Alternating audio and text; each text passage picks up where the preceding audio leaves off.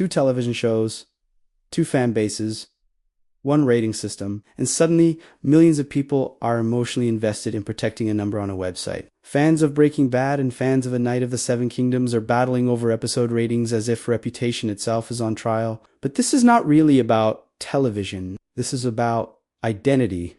Today we are breaking down the psychology of fandom loyalty and why people defend fictional stories like they are defending family. Because once you understand what is happening psychologically, the behavior makes perfect sense. If you enjoy deep psychological breakdowns like this, make sure to like the video and subscribe so you do not miss the next one. Now let us look beneath the surface. The first psychological force driving fandom loyalty is social identity theory.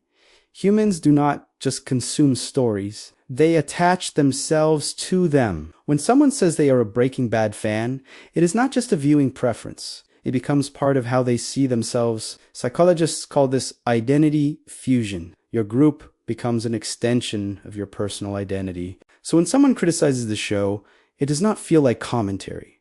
It feels like a personal attack. This is why ratings matter so much.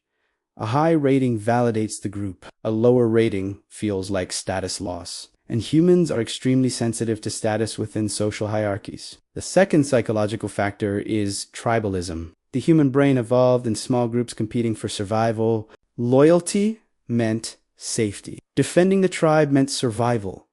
That wiring has not disappeared. It has simply shifted onto modern symbols. Today, tribes form around sports teams, political ideologies, and entertainment franchises. When a new show threatens the symbolic dominance of a beloved series, the brain interprets it as competition. It activates us versus them thinking. In that state, nuance disappears. The goal becomes victory, not accuracy. This is how review bombing begins. It is not objective evaluation. It is tribal defense. The third psychological element is emotional investment. Shows like Breaking Bad are not passive entertainment. Fans spent years watching characters develop. They experienced tension, heartbreak, and triumph. The story became tied to specific moments in their lives. College years, late night, binge sessions, conversations with friends. The show becomes nostalgic memory, and nostalgia is powerful. Research shows that nostalgia strengthens identity, stability, and emotional comfort. So when something new challenges that emotional anchor, the brain resists. It feels like rewriting history. The fourth force is scarcity of perfection. When a single episode holds the highest rating for years, it becomes symbolic.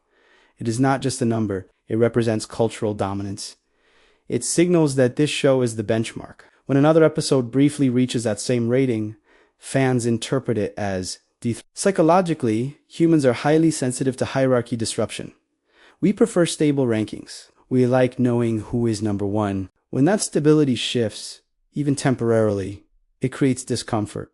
And discomfort motivates action. The fifth psychological driver is group polarization. Online spaces amplify extreme views. When fans gather in communities, their opinions intensify. Moderate perspectives fade. Strong loyalty becomes stronger. Research shows that when like-minded individuals discuss shared beliefs, they move toward more extreme positions. So a fan who mildly prefers one show can become aggressively defensive within a group. The collective energy escalates emotion. The sixth factor is cognitive dissonance. If someone believes their favorite show is objectively the greatest of all time, a competing rating creates psychological tension. Two ideas cannot comfortably coexist.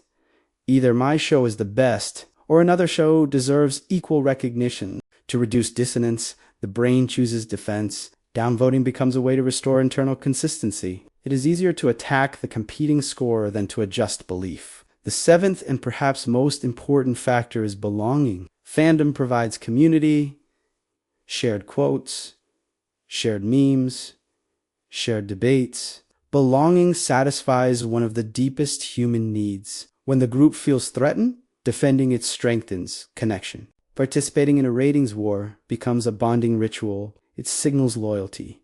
It reinforces group identity. This is why these battles escalate quickly. They are not about art.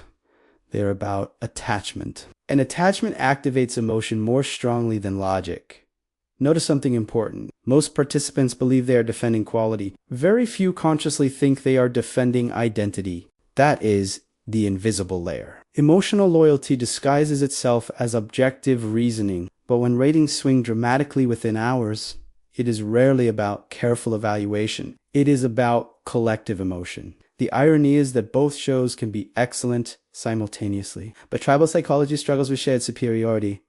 The mind prefers one champion, one winner, one dominant symbol. Understanding this does not mean fandom loyalty is bad. In fact, loyalty can be beautiful.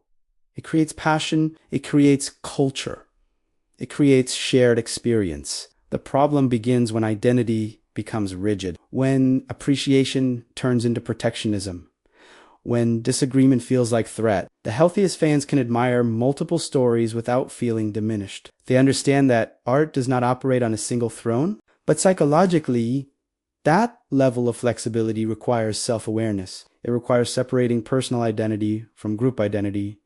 That is not easy, especially online, where metrics make comparison constant. At the core, this ratings battle reveals something timeless about human psychology.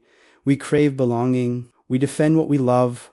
We protect symbols that represent us, even when those symbols are fictional narratives. So the next time you see fans fighting over a number on a screen, remember this. You are not watching a debate about television.